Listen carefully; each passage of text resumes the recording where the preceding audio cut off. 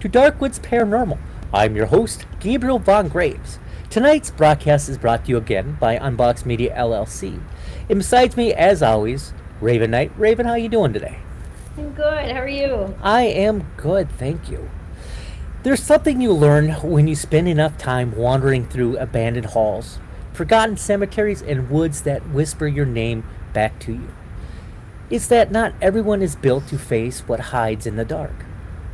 Most people admire the paranormal from a distance. They listen, they wander, they hope something else will stop forward and step and look into the curtains before they have to.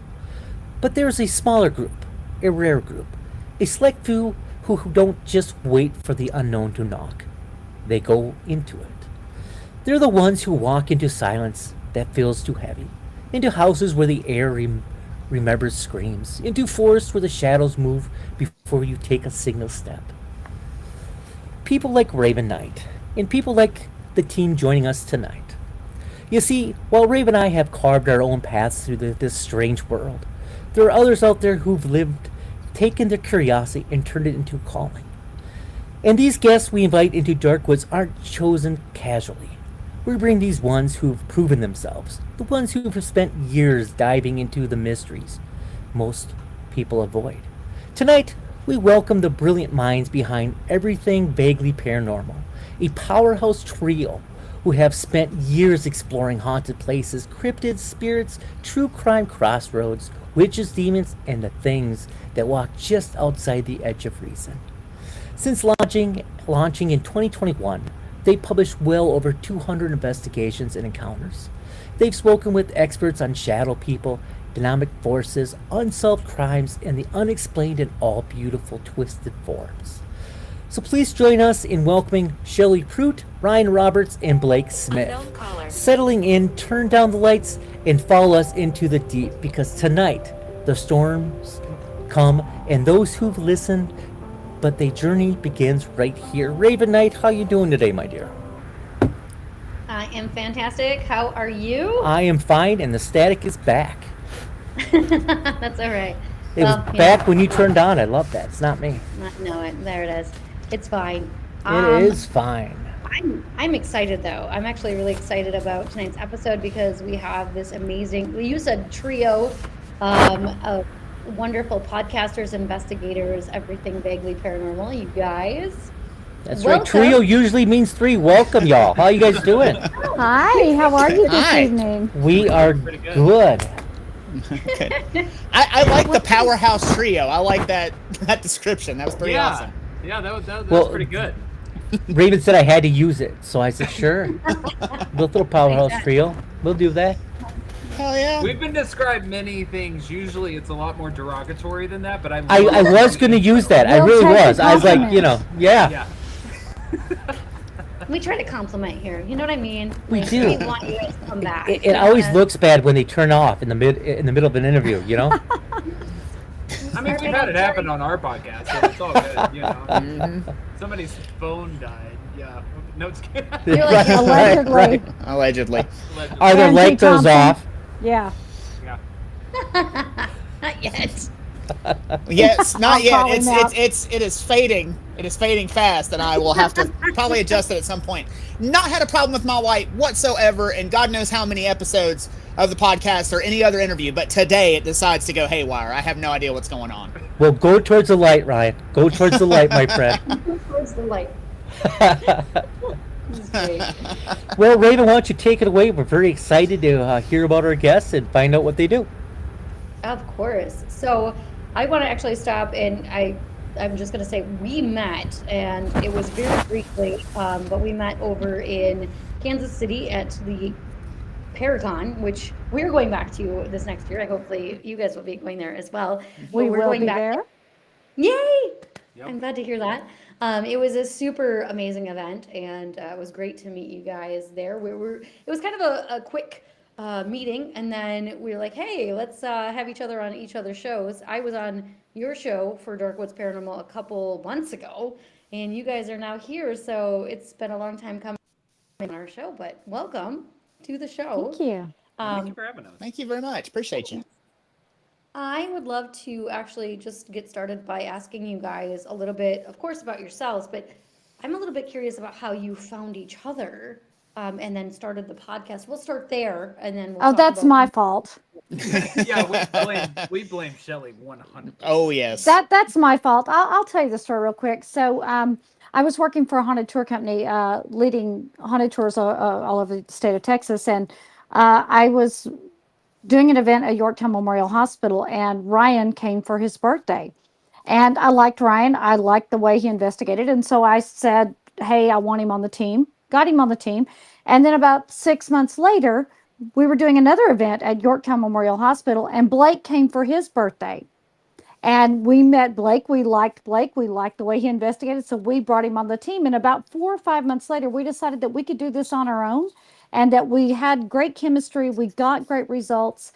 And then we decided we'd do it. And that's why you see the debaucherous crap that you see happening right now. So, yes, you can blame me. It'll be just fine. blame you for things that are awesome. Well, yes, let's go with that. Conclusion yet or not? Yeah, jury's still out. So Silence is no good. no, I was waiting for you. No. I could see it brewing in there. Go ahead. I know you're No, thinking of that. no, this is great. You guys do have great chemistry, and why don't you tell us a little bit about you guys and what you guys do? Blake, would you like to take that one? Shelly always pitches it to me. Sure, why not? Let's see here. So on everything Vaguely Paranormal. Well, I mean, basically, I'll start by saying we're all three co-founders. We're all three the lead investigators. Everything Vaguely Paranormal. It is just the three of us. That's all that we have on our team. But we each bring a little something different to the table, which I think is why we kind of just work so well together. As far as the podcast, I handle a lot of the technical stuff, studio stuff, answering the comments and everything, and while co-hosting with these two. But out in the field, mine is more using of gifts, abilities type stuff, the analog investigation tools. I use spirit dice a lot. I get a lot of the ones that seek help when we're out in the field at these different places. So that's kind of what I guess you could say is attracted to me at different haunted locations. When you And say the seek stuff help that- and they, are you talking about spirits? Yes. Yeah. Okay. So it's a lot of the times I come across the ones that maybe they're stuck, or maybe they're being held back, repressed. Something along that lines. Maybe there's something that's a bit stronger that's in the location that is affecting them in a certain way. And so while I use Shelly as bait to distract that stronger energy, I'm able to kind of talk to the ones that are seeking that help, because we have found at a lot of different places, we get Blake help kind of over and over. I still am trying to figure out how exactly I can help. I've been opening myself up to different things throughout the last maybe couple of years or something like that. So that's still a little bit of a learning curve for me, but I seem to attract the ones that need help the most. And I attract the ones that want to have the come at me bro moments. If it's nasty, ugly, negative, it will come at me. Maybe because they think that because I'm a girl, I'm 5'2", I weigh about 111 pounds, that they can intimidate me or scare me. I'm not your girl, dude. I'm not the one you're going to scare. Nope. And it is like a challenge. They come at me a lot. If it's negative or nasty, I'll find it. And Ryan calls it my sniffer. I can walk in and find where things have happened, where things go on, where you're going to get activity just by walking through the building. A lot of times they send my ass in first. They go ahead, we'll follow you. Okay, thanks. But yeah, so, and I don't know, been doing this forever. Just had things that have always happened to me and things that have always been around me, and odd things that I can't explain. So I kind of do a little bit of channeling. I don't like to do it very often. It takes a lot out of me. And yes, I'm owning that now. So after some of the things I get, I'm going to just go ahead and own it. How about Very you, nice. Mr. Ryan? Finally, So a lot of things, like when we're out investigating, like a lot of kids seem to gravitate towards me if there are kids in the location, for whatever reason. I'm a big guy, so I guess maybe they felt they can hide behind me. I don't know. Also, whenever we're channeling, they like to talk to me a lot for some reason. So more often than not, we got Shelly under channeling or Blake channeling, and I'm asking questions and they're talking to me. And I also tend to be the one that kind of grounds everything out and kind of like brings balance to everything, because I've got these two insane people on either side of the teeter-totter. So I'm kind of the pivot to make sure that everything is going smoothly. Yeah, he has to be the fulcrum on the two chaotic energies, because we do go bouncing around, and a lot of times we'll just go nuts going through a building, and he'll have to be like, now wait, hold on, is this the smartest thing to do? No, but we're doing it anyway. Oh shit. Okay. And so I got to clean it up. It's true. It's true. Well, I mean, listen, because we came to the conclusion a long time ago when we formed this group that the majority wins. You know, there's three of us, so 2 out of 3 decide to do something. Ryan is just out on a limb by himself almost 99% of the time. You better come on, boy, because we're going. Me and Shelly are like, we're doing it. You need somebody to keep you, like, you know, safe, or it sounds like Ryan's like the safe. Nah, I'm fine. I'm the one that has to deal with the consequences. I have to deal with the consequences of what they do. So you just don't want to clean up the messes. I get it. Okay. All right. No. Fantastic. How did you guys okay, so I'm assuming, and this is an assumption, which I should never make, but that you've each had your own individual paranormal experiences when you were maybe younger, before you got into this together. So if you could actually tell us what your experiences were. We can. Who wants to go first? Well, Go ahead. Mine's pretty short, so I'll circle back over to me, and we'll start it that way again. And when I was about 13, my great-grandmother passed away, and it was about 2 or 3 days after she passed that I woke up in the middle of the night, and she was standing at the foot of my bed. And so my brain kind of did that real quick, like, oh, it's you. Oh, wait, hold up, you're dead type thing real fast. And so ever since then, I started, just watching stuff, reading stuff, looking into things, just trying to figure out what exactly it was that I saw. I grew up super religious, so everything ghost-related, was bad.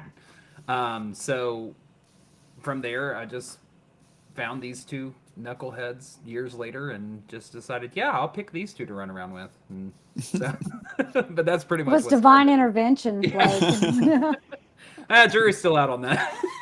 Okay, it was demonic intervention. There whatever. We go. Well, that was more so with yours, Shelly. I don't know. Go ahead and tell yours, Ryan.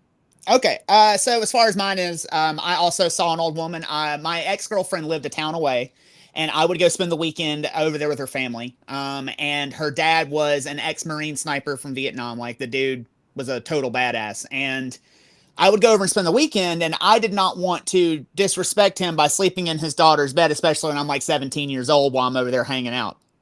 And so there was a guest bedroom, and I went into the guest bedroom that night, and everybody else was asleep. I'm a night owl. And I turn on the television, and I reach over to turn the lamp off, and I look out into the hallway, and I see this old woman in a nightgown, permed hair and glasses walk into my girlfriend's bedroom. Like, my immediate thought, because she was as solid as you and I, and my immediate thought was that somebody had broken into the house. So I jumped up immediately, went in her bedroom, looked in her closet, nobody there, only her in her bedroom, checked her mom's room. Her mom's asleep in the bed. Checked every other room in the house. Her dad's asleep on the couch. There's no way anybody would have gotten into the house without somebody hearing or knowing. All the doors and windows are locked. And so I was like, well, I guess I just saw a damn ghost. So I go to bed. I wake up the next morning, and I see her dad. And I said, hey, last night I saw, and before I could even get it out, he goes, you saw her, huh? And I said, yeah. And I'm thinking in the back of my head, it'd be nice if somebody would have told me there was something roaming around the damn house all night long. But I said, well, do you have any idea who she might be? And he said, yeah, there was an old lady that lived here back in the 70s who was stabbed to death that a couple next door told us when we moved in. So that's who we think she might be. Now, I have continued to delve into this even further because I want to know why I saw what I saw and how I saw what I saw. So it just really sparked my curiosity, and I'm still looking for answers today. That's fantastic, man. Cool. Yeah. So, And of course, all three of you guys had an old lady experience? No, No. Shelly didn't. Okay. No, mine was mine isn't nearly as nice as either of theirs. Okay. I was the earliest I can remember is I was 4 years old, and I used to see what my 4-year-old brain interpreted as being goats, like little billy goats that would walk back and forth in front of my door every night. Now, one night could have been a dream, 2 nights, okay, maybe continuing dream, but it happened every night. And I would sit there and I would watch them, and I was terrified to sleep in that room. And I begged my mom and dad not to make me go sleep in that room because the goats always came and stood at the door. And I would tell my mom and dad, and my mom would be like, "There's no goats." I'd tell my daddy, "Don't let the goats in tonight." And he would be like, "Shelly, we don't have goats. We live in the country. We don't have any goats." But I saw them every night walk back and forth. And the last night I ever slept in that room, something was different. One of the goats stopped and stood in the doorway. And then it began this snake-like motion up to the top of the door frame, and it spread out in the upper corner. And at that point, I was terrified. I grabbed my stuffed puppy dog and my stuffed kitty cat, and I was ready to jump out of the bed and go run. I didn't even care. You know, I usually waited for a break in the goat parade to run to my parents' room, but I was terrified. So as I got ready to jump out of the bed, my doll that was on the end of the bed fell and hit the floor. Well, it's a cloth body doll. It should have fallen and stopped. It didn't. It rolled all the way across the room and slammed into the wall. At that point, I jumped, I ran through the goat parade, I ran into my mom and dad's room, and I never slept in that room again. When my brother came along about a year later, they tried to put him in that room, and he screamed and screamed and screamed all night long. He wouldn't stay in the room. So from the time I was 4 until the time I was 9, my brother and I slept on the fold-out couch in the living room because both of us were terrified to sleep in that room. And I saw the goats until the day we moved out of that house. Wow. So I didn't have one of those nice ones. So, but I've always had experiences and things like that, things I couldn't explain, telling my mom that I had an uncle we called Panama Jack's. He worked in the Panama Canal. I would just randomly tell her, "Panama Jack's going to be here today." My mother's like, "You kidding me?" He would show up within, 5 to 6 hours. So very strange things that I could do. So yeah, real fun. If you Not don't even a mind me nice asking story. you, Shelley, what do you think the symbolism for the goats were at a young mind?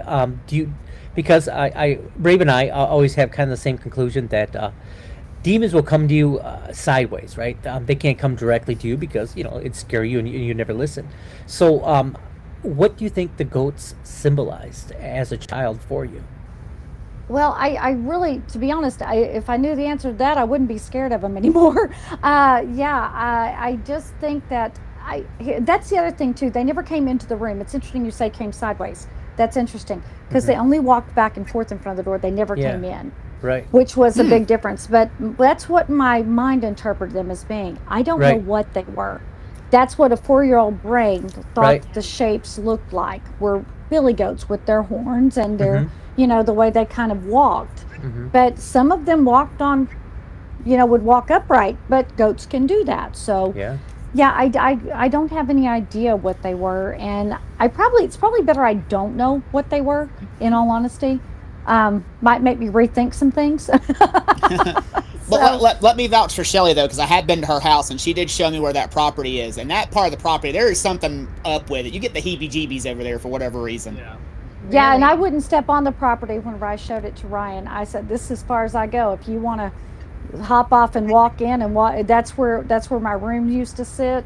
If you want to go walk on," he was like, "No, I'm good." It's just something very yucky about that piece of land. Did your parents ever have any experiences? Not that they ever told me about, but after a month or so of me running in and sleeping in their room, they gave up on trying to make me go back in there. They just would wake up and I'd be asleep on the couch, and they just let me sleep there. Right. Right. Because it was very traumatizing to me.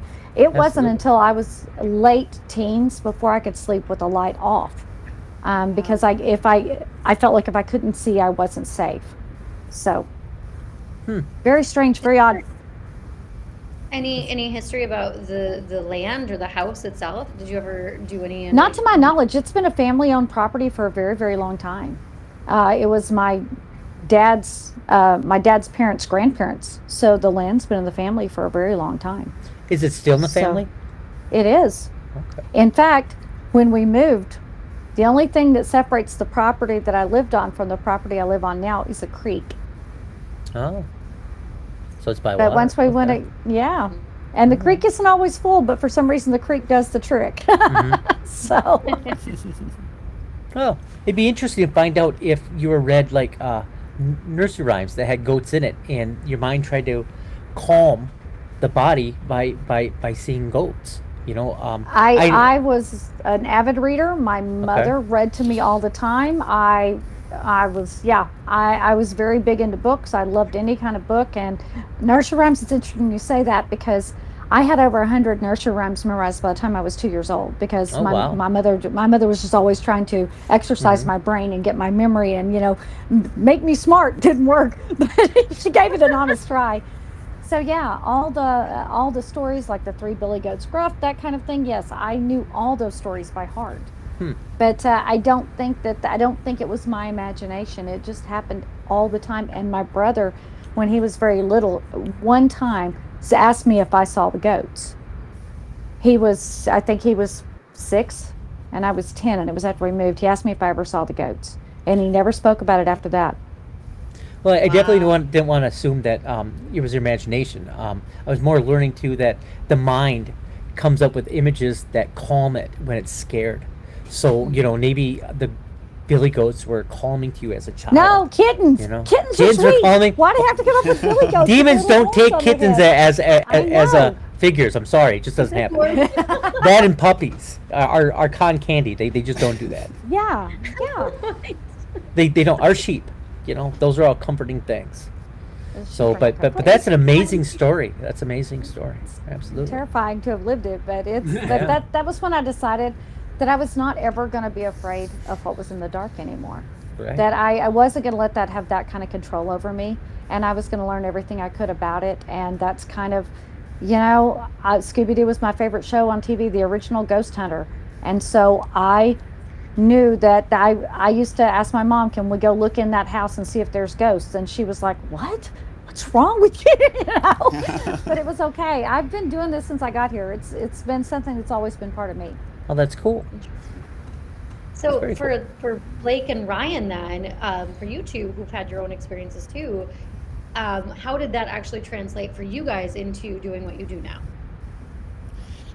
I mean, for me, like I said, it's just one of those things where I'm still looking for answers. I don't know why I saw what I saw, and I've seen some things since then, but I've never seen, like, I've seen some shadow figures, and I've seen some people, like, I've seen, like, things in passing, like out of the corner of my eyes, or like I'll see something like go past a doorway, but for her to be as solid and for that sustained amount of time that I was able to see her as she walked by, I can't understand. I still don't understand why. And I just want to find out, because like we know that places are haunted, but I'm very interested in the how and why. Yeah. So Same for me. I think that it translated into a journey or path that I was meant to be on this whole entire time. Because after that, I went and delved hard into spirituality, questioning everything that I was brought up into, breaking that down, and basically walking away from what I had been raised in and kind of creating my own path. I picked up a deck of tarot cards at 16, which would later come full circle, like, 2.5 years ago when we were at Broadhead Manor. I picked up dice. I would always been drawn to something about the other side. I think that was my first inkling or taste of what was to come, because I too remember at a young age having weird feelings, be over at my mom's or something like that, and I'd feel like somebody walk in, and I look around real quick, and she's like, what are you doing? I'm like, somebody just walked in the room. She's like, no, we're the only ones here. I'm like, no, someone walked into the room. I don't know how else to explain it to you. And then seeing my great grandmother, and now I'm embracing mediumship now, as well as doing private and public readings and all of that kind of stuff. So I really think that for me, it just translated into this path that I was meant to discover later on in life, once I got into a more thriving and healthy environment later on. If I may ask, what does mediumship mean to you? Ooh, that's a good question, because let me just say I just recently decided to start embracing the word. You can ask these two. For the longest time, I had 8 or 9 mediums come up to me and they're like, "You're a medium. You realize that, right? You're a medium. Like what you do, your spirit dice readings, like all of that." I'm like, no. And so that I will say I'm still discovering for myself. For me, as it stands right now, I put it more along the lines of, if you want to use the definition of channeler, I guess you could say, with the spirit dice that I use when I give a reading, asking my guides to ask their guides to give the answers that they're seeking, or any answers or messages that they're meant to receive. So right now, as of right now, I put it more on the definition of like a channeler, channeling the energy into the dice so that we can receive the messages that we need to get on this side from the other side. Oh, it's very cool. Very good, Blood. So, yeah. I was actually curious about, like, you're talking about the mediumship thing and how feels like more like a calling to you. And do you think, and I hate to ask yes or no questions, but this is kind of a yes or no question. Do you think that the experiences that you had when you were younger that made you feel like this is your calling now is also why you're able to, I guess, sense these spirits, or whenever you're doing investigations and they're calling to you for help? Do you know what I mean? Like, I feel like this led you down the path to help these spirits, however you are going to eventually help them. I definitely. Sorry, I didn't mean to cut you off. Go ahead. No. Like, that's kind of the question. Like, that it came to you and presented itself to you, but not in a threatening way, and then you're able to go, okay, I'm kind of embracing this now, and now I'm able to help. Yeah, I would say the short answer to your question is yes, because deep down, like, just in my core, I feel that I am an educator, a healer deep down in my core. And so it's no surprise to me when we walk into a location and there is a spirit that's like, "Help, Blake." Then trying to figure out, how can I help them? Is there another is there another spirit that is, repressing them, or are they trying to cross over? Are they, which I'm not versed well enough in crossing spirits over or anything, never done it. It's not something I'm really looking to get into, but just using it as an example. And I think that that's kind of what the early signs were of picking up on the different energies that I would feel as a young kid. And almost like preparation for what I was going to experience later on in life, because ever since I've started to embrace the mediumship, hearing your name called, like, point blank in your ear as loud as we're talking right now, and nobody is around, I would have checked myself into a mental institution had I not had the small instances that I did leading up to this. So yeah, that's a little bit longer of an answer, but the short answer is yes. Very interesting. So Ryan, since you are the grounder, correct? Yeah, pretty much. Okay. Do you think on you guys' investigations, are you targeted because you are the grounder? You are the even keel? I don't necessarily think so. I think Shelly is targeted more often than I am. I think I come in and bat cleanup. Like, I'm trying to make sure everything is okay and everything is smooth sailing if I can. But they'll go after Shelly, and Shelly will go right back at them as well. Well, on that, Shelly, what is the other than the childhood trauma?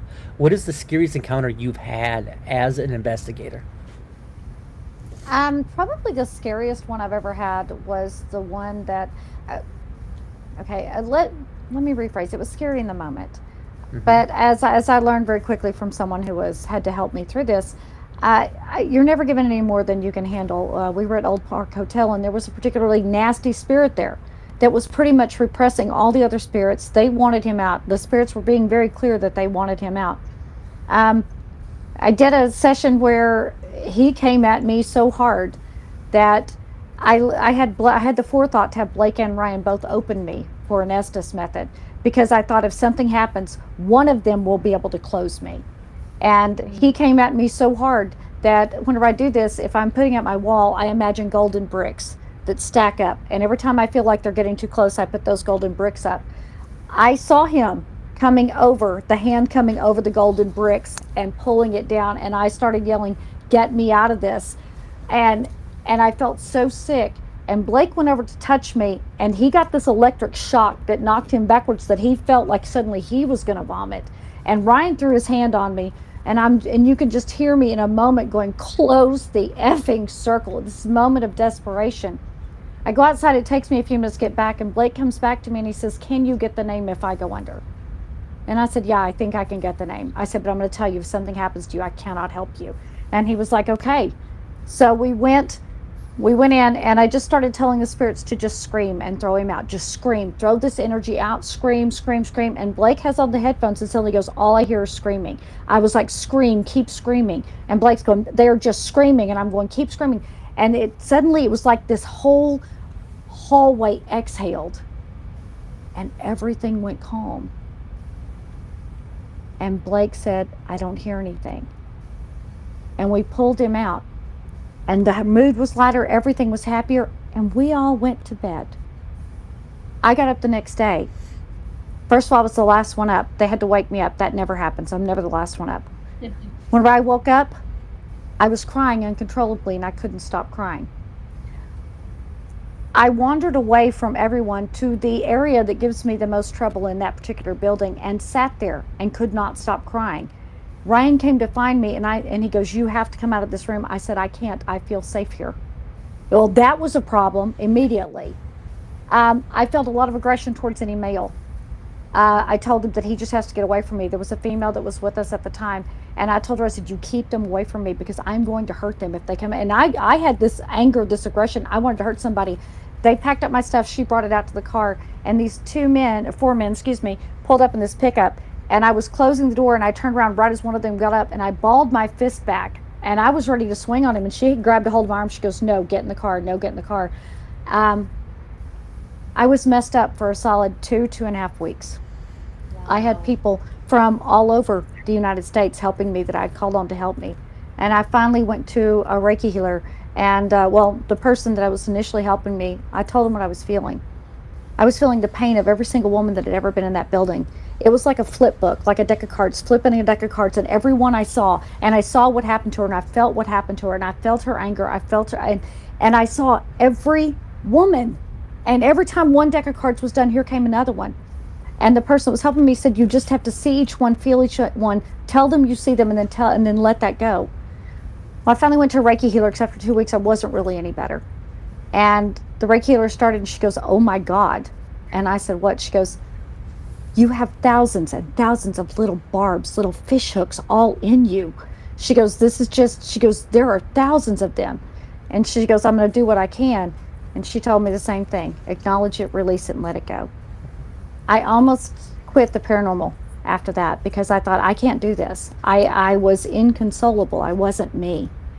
And finally, I was reminded that you won't be given anything you can't handle, and that they trusted me to take their pain with me and take it from them, which is a great honor. But damn, did you have to do it all at once? I mean, maybe one here, one there, I can handle a little bit better.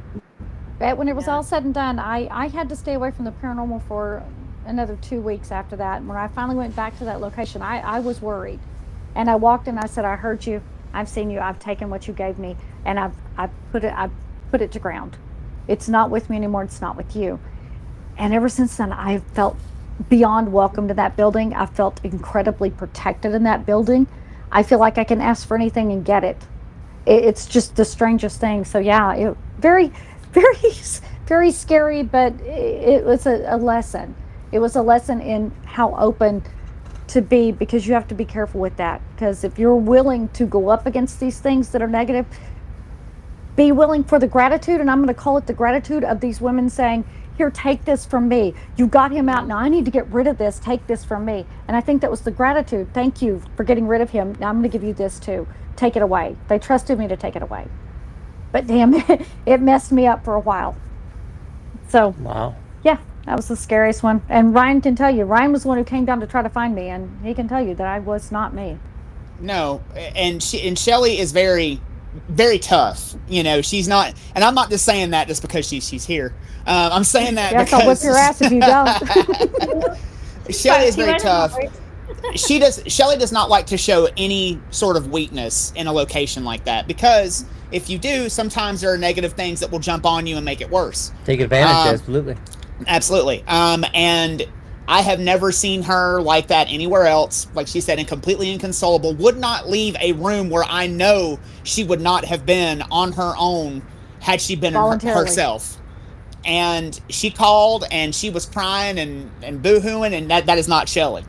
And it took her about 2 weeks, and for it to rattle her and to make her want to quit the paranormal, that's saying a whole lot. Yeah. Wow.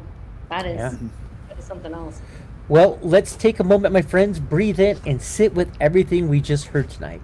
These stories, these encounters, they remind us that the unknown isn't just a place we visit, it's a place that visits us. Every shadow that moves just a little too close, every whisper you hear when you're alone, every dream that feels more like a warning than a memory. They are threads that pull us toward a world that exists just outside of sight.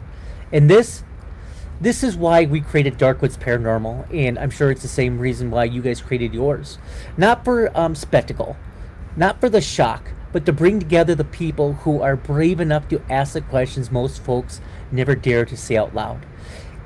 If you haven't heard already, I want to invite everybody, our listen audience, to step even further into the forest with us over at darkwoodsparanormal.com. There you'll find our past investigations, live stream schedules, and a place to connect with us beyond the campfire moments that we share here together. Now, the night is still young. The veil is getting thinner by the moment. So let's keep going. What do you guys think about the veil when it comes to the 12 o'clock to 3 o'clock a.m. period? How do you guys believe in that, the witching hours? Yeah. Blake, you want to take this one? Oh, you all are looking around. Look at that. I think it's because we all think a little bit differently on it. Which is great, by the way, to have so many different perspectives. Me, it's kind of along the lines of what we were saying earlier about a haunted location. If it's haunted, it's haunted. I don't care if it's daytime or nighttime. I don't care if it's 12 a.m., 1 a.m., 2 a.m., 3 a.m., 6 p.m., 4 p.m. I don't care. I personally, this is just me, as long as time on a clock, don't believe that there's any time frame of every single day where the veil is thinner. I know, liminal spaces and all of that have some things to play into the veil and whatnot, but I just can't see the spirit world being like, you know what, only from 12 a.m. to 3 a.m. is the only time I can be the most active, because all over the world there's 12 a.m. to 3 a.m. every single minute of every single day. So that would just mean we would have a revolving, constant, highly active time slot. It's cool to think about. Just me personally, I don't get behind that theory, and I think that comes from the experiences that I've had simply sitting in my house when something wants to communicate and it's 5:34 in the afternoon and all hell breaks loose in my house, and I'm like, and rarely does things happen between 12 and 3 because usually I'm asleep. I mean, it may happen, I don't know, but maybe you just don't know. I was gonna say, I don't investigate my own house, so because they make themselves known enough as it is. I don't know. It's hard for me to get behind a certain time frame of the day being the thinnest or the most active, when I just believe it's any time, because I believe that all the realms, dimensions, whatever you want to put the label on it, all exist right here where we're at right now alongside each other. I think it all goes down to frequencies for me. If your frequency is tuned into that frequency of the phenomena, you're able to experience it, which explains why things like these two can see shadows, people, and I can't. I rarely ever see them. I just don't think I'm on the same frequency. I go more on the frequency base than I do a certain time of the day. That's fantastic. Shelley, what do you think about the witching hours? Well, I think that I think along the same line as Blake, is that if a place is haunted, it's haunted, and it doesn't matter what time of day. And I do believe that if they want to talk to you, they're not going to go, oh crap, it's 11:59. No, they're going to go ahead and talk to you. So I think that if their goal is to communicate, I don't think it necessarily matters. Now, I do know with certain ritualistic aspects, so if you are, if you delve into Wiccan or witchcraft, that certain times of day hold significance. I think that if you believe that that is something that makes it easier to communicate, I think it will be. I think that's whenever you're the most open and your energy is the most available to them. So that's kind of, if you turn the light on between 12 and 3, something's going to come to the light to talk to you, to interact with you. Now, I have a lot of strange experiences. I wake up a lot of times at 3:33 in the morning. I wake up a lot at 2:33. I went through a period where I woke up every hour at like 1:23, 2:23, 3:23 on the nose. So could something be messing with me? Yeah, hell, probably. But you know what? I'm not going to acknowledge it. Right then, that's my sleep time. Adios. Go do something else. Ryan, what do you think about the witching hours, my friend? I'm along the same lines as they are. If it's haunted, it's haunted. It's not going to be a particular time of day. Things can happen in the daylight just as well as they can at night.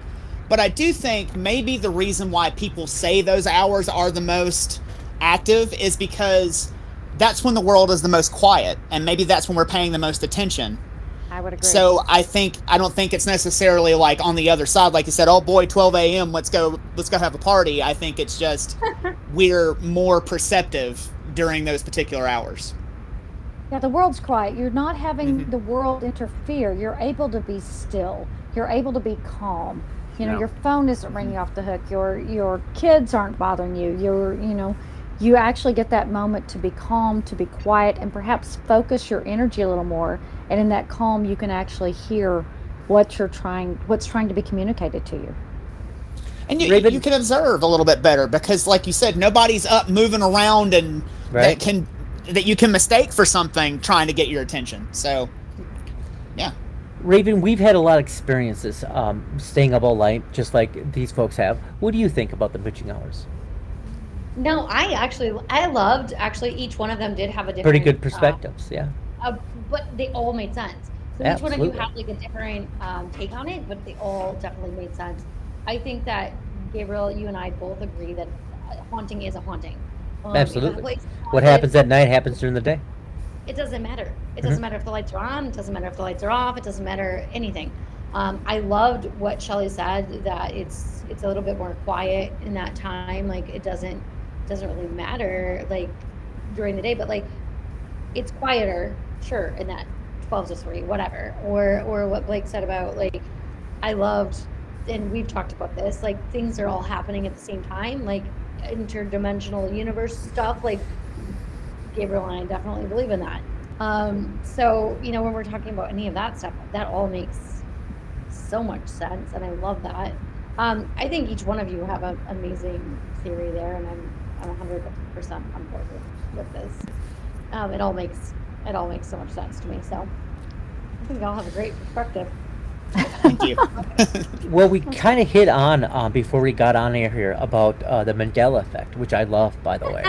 Love So, the Mandela effect. Yeah, who wants to take that? Oh boy. Oh, Are you talking about a definition of it? You want to explain what it is? Just some of the effects or some of the things that you want to point out that you believe is part of the Mandela effect. like Ryan. Oh, okay. Ryan, this is all you, boo. That's you, huh, Ryan? I mean, maybe. I mean, we could be slipping in and out of other timelines, possibly. I mean, because there is evidence, because people talk about there not being a cornucopia on the Fruit of the Loom.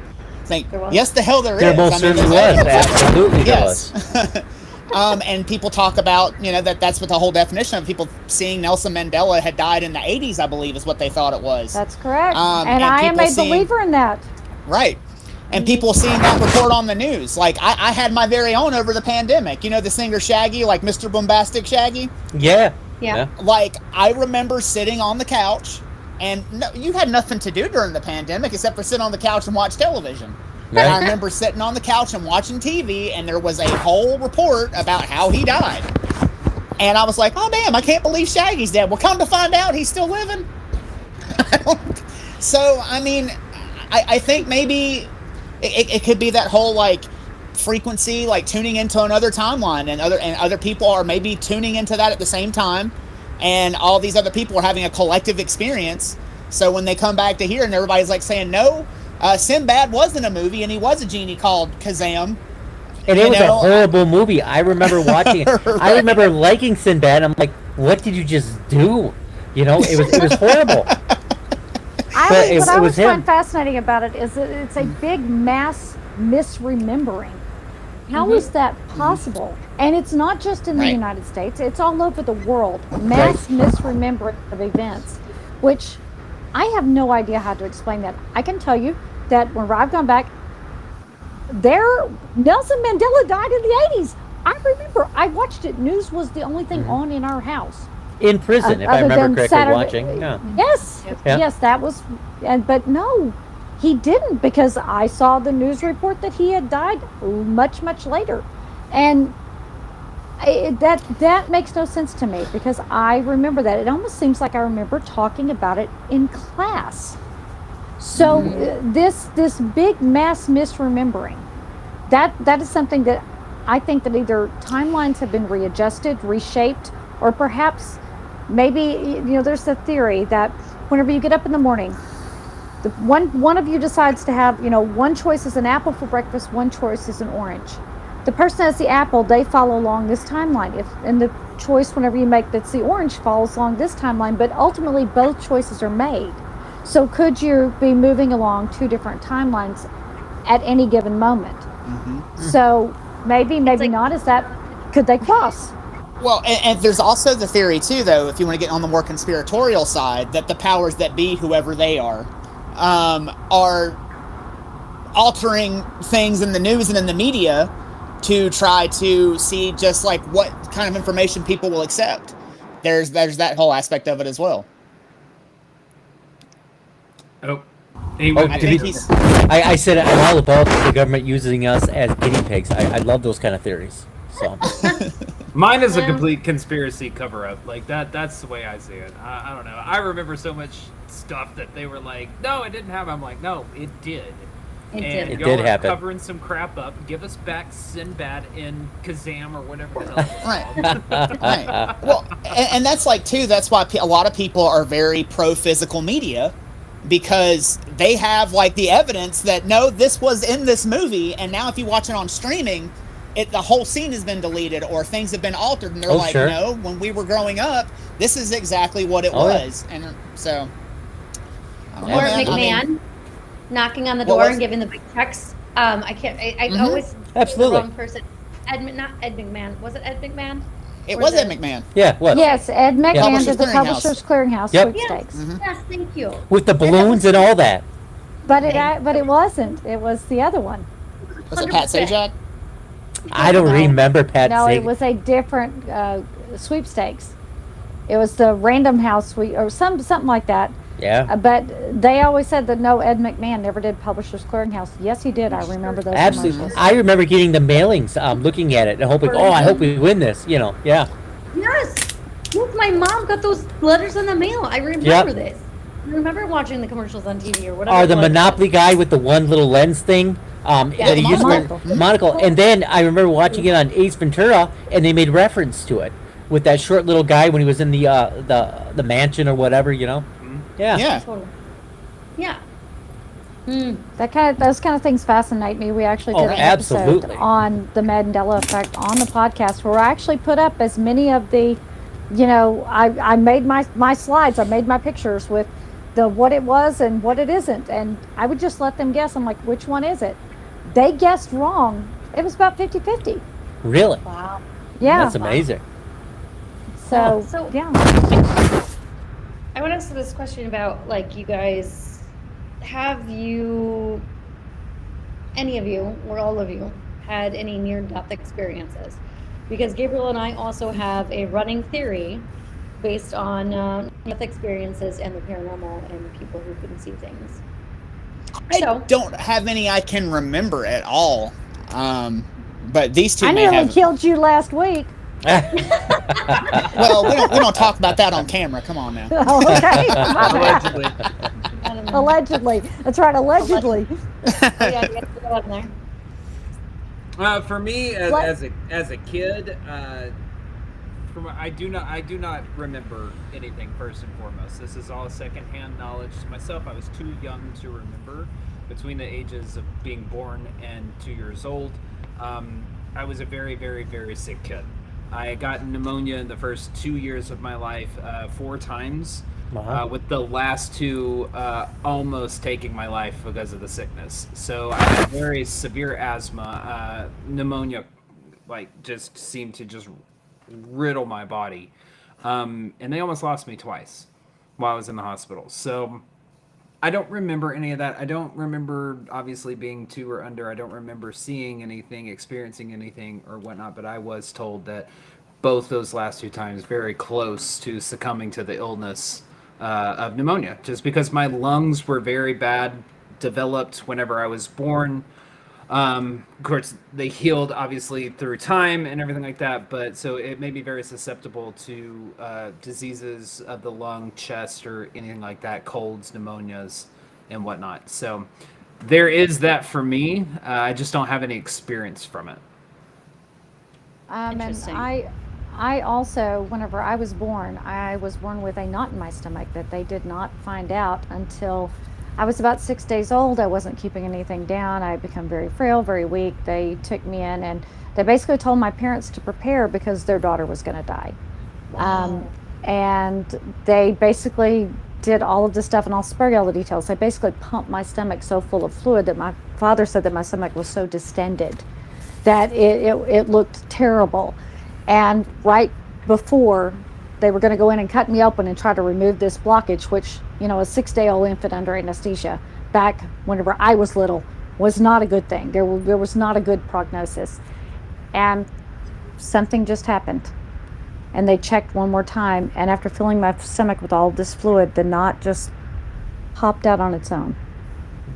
And of course, then they had to go quickly rehydrate me, had to get fluids in me because, you know, I was in such bad shape that, you know, they didn't even think I was going to survive the anesthesia. I have been in 2 rollover car accidents that I should not have walked away from. I say my guardian angel is very, very tired and really, really wishes I'd calm the F down.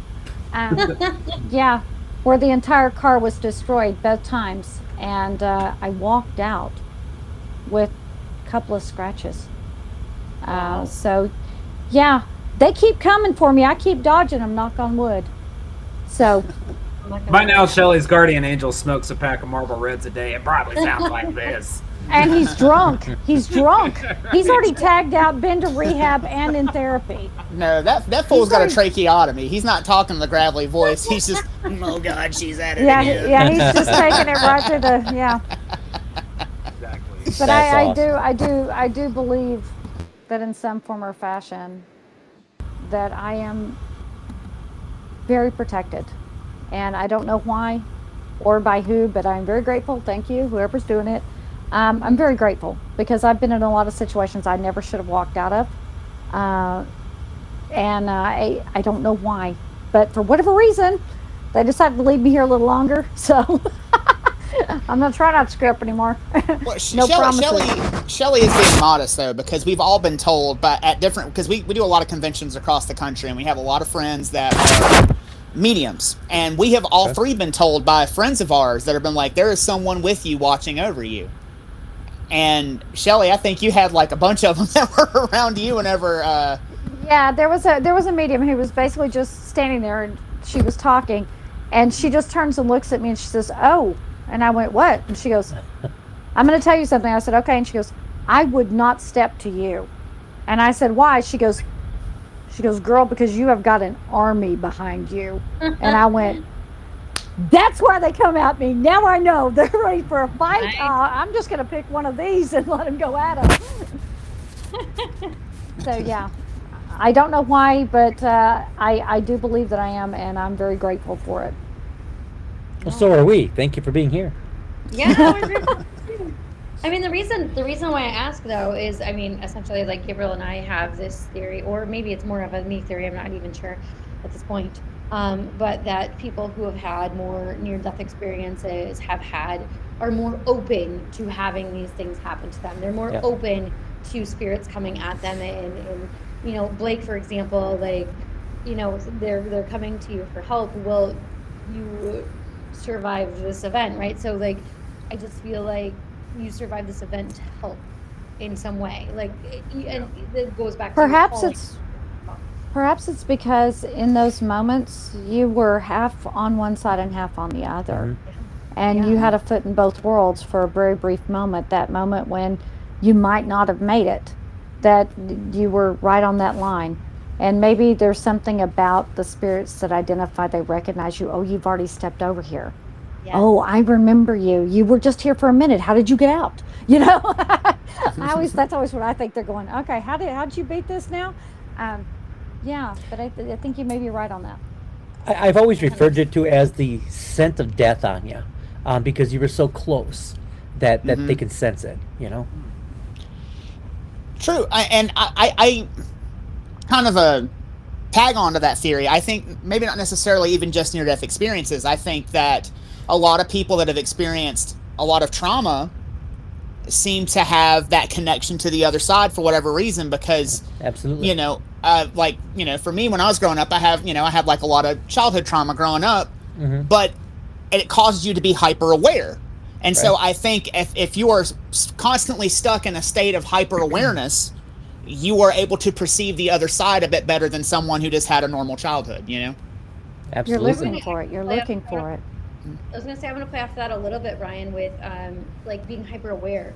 I feel Mhm. like that's what makes you more of an empath too, because as an empath, you're just aware of everything that's going on in the surroundings. You're more aware of what people are feeling because you have to be, because of the trauma that you had to deal with. So you're I going agree. through trauma, constantly aware of what people are feeling because you don't want to always have to deal with that yourself. Right. I'm right there with you, and I wholeheartedly agree, because you have to anticipate the emotions or the attitudes of others. It just kind of just dials you in even more. So even when people aren't necessarily around and the spirits are around, you can kind of dial into that as well. Absolutely. 100%. I think too, whenever you're in that heightened, whenever you go through some kind of trauma, whether it's childhood or an adulthood, or you're dealing with an abuser of some form, that you become very good also at reading body language.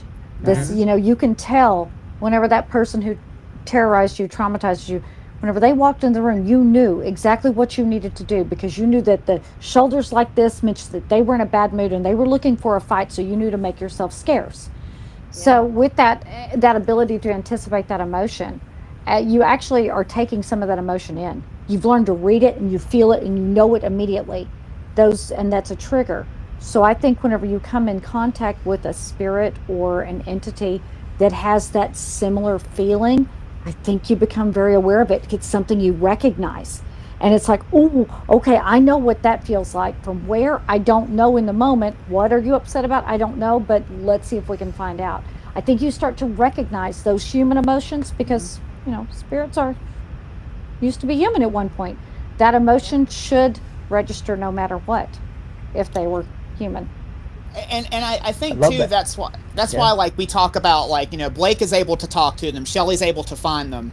Whenever I walk into a location, I can feel them. Like, I can feel like there is something here, or something doesn't feel right. There is something that's angry here. There's something that's like not. There's something, like, because you're dialing into those emotions that you felt from others as you were, being an empath and as you were growing up. So yeah. So I mean, and I think too that as you do this, and the longer you do this, the more dialed in you become. I don't think you can do what we do for such a long period of time and not be more connected to the other side and be able to read a situation or read a room. And I think sometimes too, like I know that they seek me out. They seek me out, and I've had them standing in my room. I've been on the phone with Ryan, and something's been thrown at me and I've been like, okay, something just got thrown at me. That, like, just to get your attention. So I think that whenever you do start talking to them, I'm going to put that word of caution out there. Whenever you start knocking on the door, or you start turning on that light, you don't have any control over who comes to you, who speaks to you, and who seeks you out. So figure out either how to turn it on and turn it off, which is something I have never mastered. I just tell them, go away, I'm tired, go away. Well, I had one that showed up 3 nights in a row, literally someone standing at the foot of my bed. And the first time I said, go away, get. and I pulled the covers up because covers are magic and they make everything go away. Absolutely And- are. Yes, they are. And Yeah. when I pulled the covers back down, he was not there. Well, the second night, I, just kind of woke up, startled awake, and there he was. He was standing there again. I was like, "You get out of here and go home." Pulled the covers up, looked back down. He was gone. Third night, literally, I woke up and he was there. I was like, "Dude," I'm like, "either get in the bed or go the hell home, but quit waking me up." And boom, he was gone. And I haven't seen him since. So I guess I don't know. Didn't want to get in bed with me. I don't know if I should be as insulted or relieved. I'm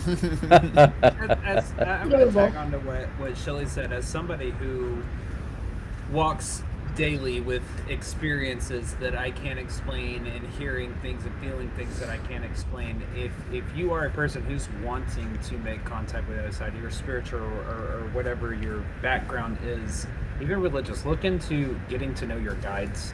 Mm-hmm. We all have them. They're all with us all the time. The more you can get to know your guides and commune with them, they're going to offer you protection. That's what they're there for. They're there to guide you, to keep you out of harm's way, to put you on the right paths. Speak with them. I communicate with my guides every single day in some form or fashion. Some way or another, I take a little bit of time every single day to speak with them and get to know them just a little bit more. And ever since I started doing that, I've had no problems with I collect haunted objects. I have no problems with the stuff in my house. The things like to get rambunctious, that's usually my family members going, "Hey, you haven't paid us any attention in a minute." Or it's a guide trying to send me a message or something along that lines. But rarely is it an actual transient spirit or spirit attached to any of my objects that's causing a ruckus in my house. So get to know your guides. That's what they're there for. They won't tell me their names, Blake. I've tried. They're like, "Oh, we are." Well, the problem is, let me add on to that for you, Shelly. Get to know your guides and listen. No, Well- I've tried. They won't tell me who they are. They think it's safer that way. Well, when your god is Satan, maybe that's Oh my gosh. This is very resemblance of our relationship, Gabriel. I know, right? We call her Satan's mistress in the field. Nice. Oh, So well, good for But you. Yeah, It- if there's it's good to have a anything pet ugly, name, nasty, you know? or anything ugly or nasty, it comes to me, and I'm like, "Come one, come all, boys, let's go." You know. I ain't scared how of do you you. get to know your guides? Like you're saying, get to know. But how do you do that? How do you? I mean, it's easy.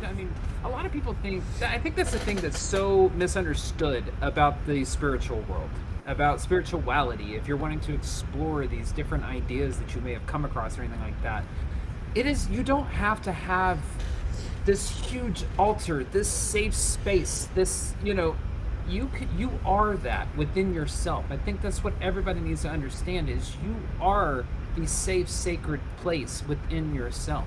You don't have to go to some secluded room in your basement where there's an altar set up and light a candle and give offerings and do all of this stuff. Absolutely. You can literally sit on the end of your bed Yep. listening to Evanescence for all I care and just sit there and do heavy breathing and just do a little bit of meditation and use that intentionality of I want to get to know my spiritual team. And I say team because you do have more than guides.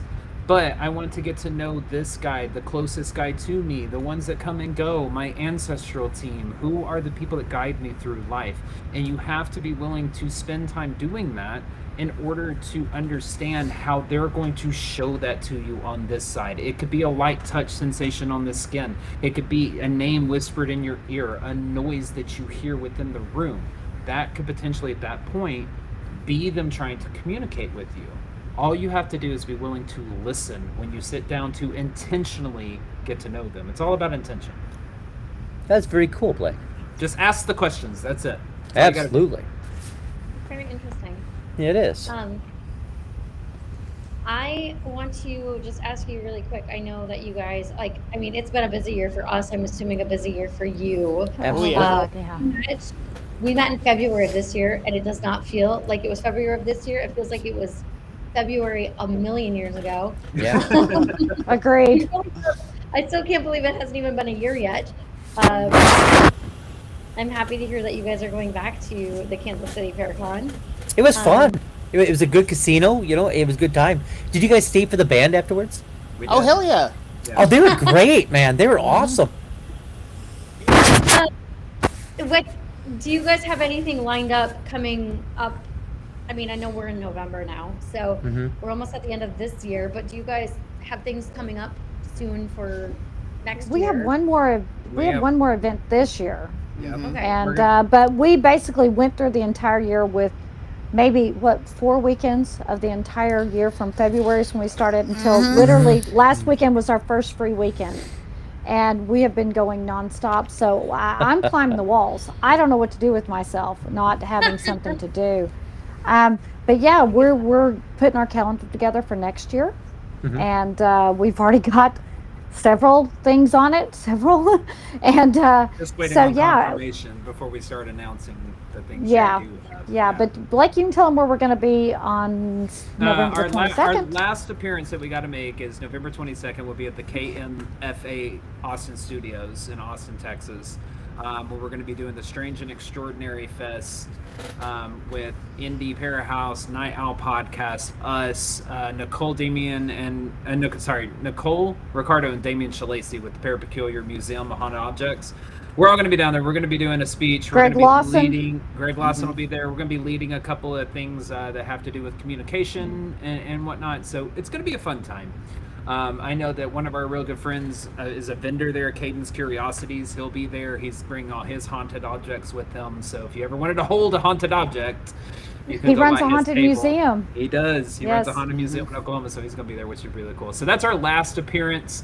But as Shelly said, we're about to sit down and do what we do at the end of every year, which is have our literally week-long phone calls on Monday through Friday, where we're like, what are we doing next year? Where are we going? Let's sit down. Let's plan. What's it. already on the calendar? What do we have to follow up on? When are we going to do events? When are we going to do public investigations? Because we do that as well. Yeah. And we keep our investigations very small. We never bring more than 12 people with us, purely for the fact of, if you come with us, we want you to have every chance to have an experience, to get an EVP, to get a direct voice phenomenon, to get interaction. And we all know that whenever you go to a mass cattle call for a ghost hunt, you're probably not going to get anything because there's too much noise, or at least not that's credible. So there's too much noise contamination. You can't account for everyone. So we keep ours very small, and we never guarantee you're going to get something. But a lot of people come back with us because they go, we've never gotten anything like what we get when we come with you guys. Oh, that's awesome. I love that too. I'm going, really? But, hey, I'm here for it. But I will add on just one little thing. If you want to watch us, we do our podcast every Tuesday night, 8 p.m. Central Standard Time on Facebook and YouTube, where we cover, that's why we're everything vaguely paranormal. It's a vaguely paranormal. Right. We're going to talk about it. So it's aliens, cryptids, true crime, conspiracy theories. We have paranormal special guests on all the time. Hauntings, demons, name it, we'll cover it. But we like to cut up, have fun. We're definitely 18 and up. Just FYI.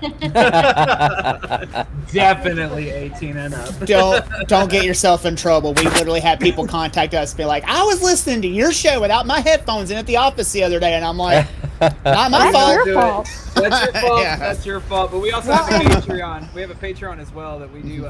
We actually film an additional hour every single week, 30 minutes before, 30 minutes after our live broadcast. Nice. And I gotta tell you, that's where it's at. That's where you really get to know the true darkness inside each one of us. Thank God it's behind a paywall because nobody needs to know some of those things. And we are a live show. We are live.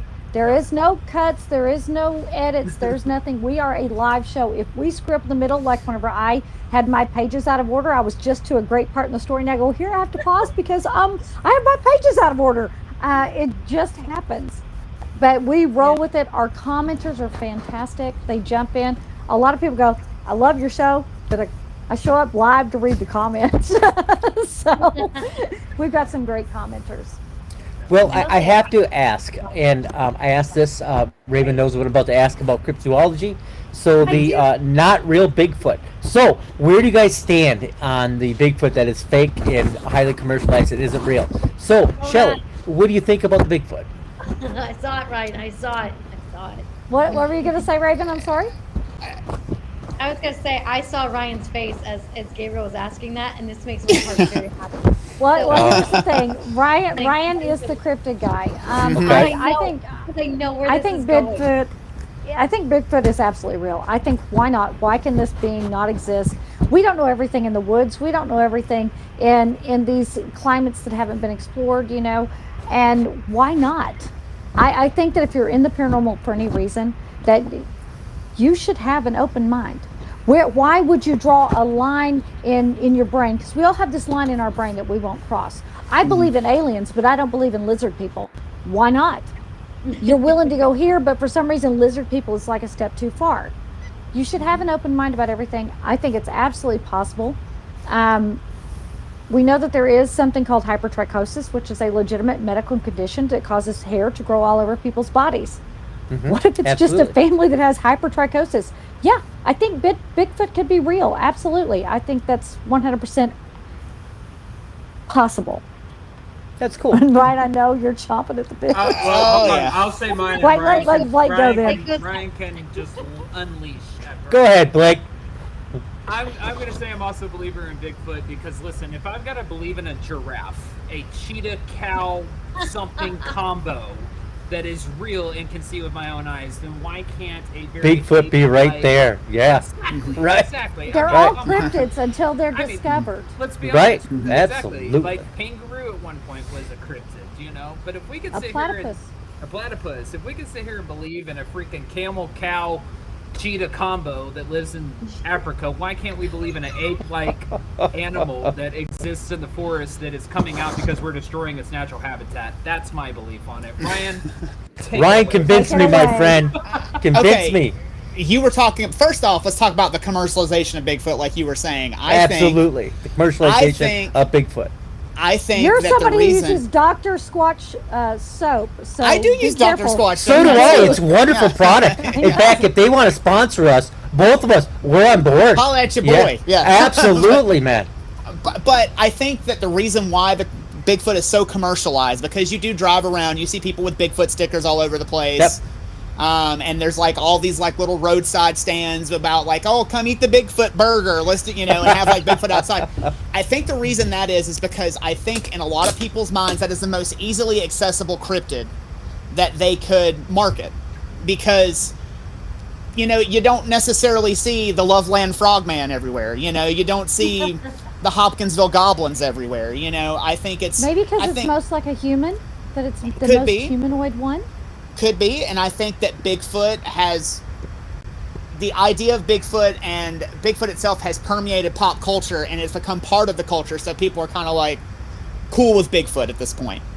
Now, do I believe in Bigfoot? Absolutely. I don't think that we're dealing with the same thing all the time. I think that there are actual apes that are running around out there that we may not have discovered, because the mountain gorilla in Africa was considered a cryptid, and people were like, yeah, right, there's a giant ape in the mountains that looks like that and can do the things that you're saying. Okay, yeah, whatever. Well, we know they exist.